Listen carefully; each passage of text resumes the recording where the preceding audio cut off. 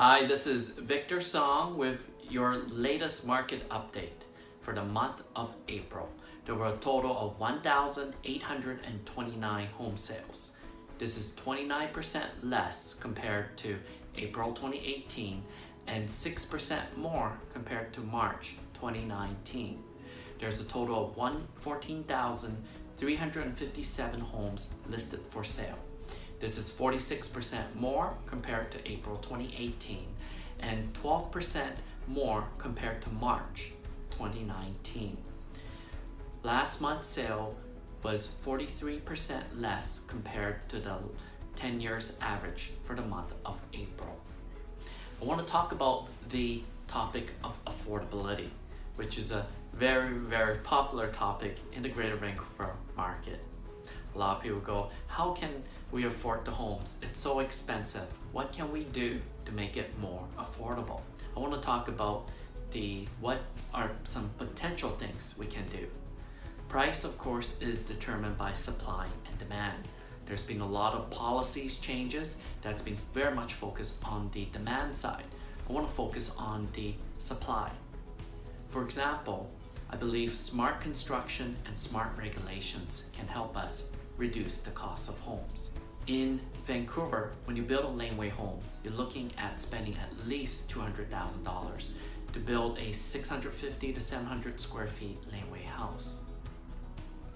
Recently in Austin, Texas, they started experimenting with 3D printers, and they were able to build a 1,000 square feet home in a few days at a cost less than $20,000. Imagine if we introduced 3D printed laneway house to Vancouver. We could take a cost from $200,000 and reduce it to $20,000. Last week I was speaking with a developer, and he told me that his building cost is $230 per square feet, but his counterpart just across the border in Bellingham was building at $100 to $120 per square feet. I believe the developers and builders will need to work closely with the government to come up with smart regulations and policies aimed at reducing costs while still delivering safe and great homes to live in. The other aspect, which is the demand, with Vancouver being one of the best places to live in, we'll always have strong demand here. I agree that we need to stop speculation, but policies like the 20% foreign buyer property transfer tax, I've seen it affect folks that are serious about immigrating to Canada and starting their life here. They're getting very negatively affected by these policy. They're here not for speculating, but to start a new life.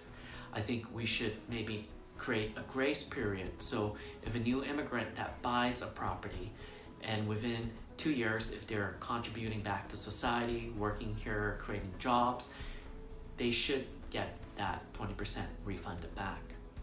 Other policies like the mortgage stress test, which is sound in principle to prevent Canadians from overextending themselves in purchasing their home.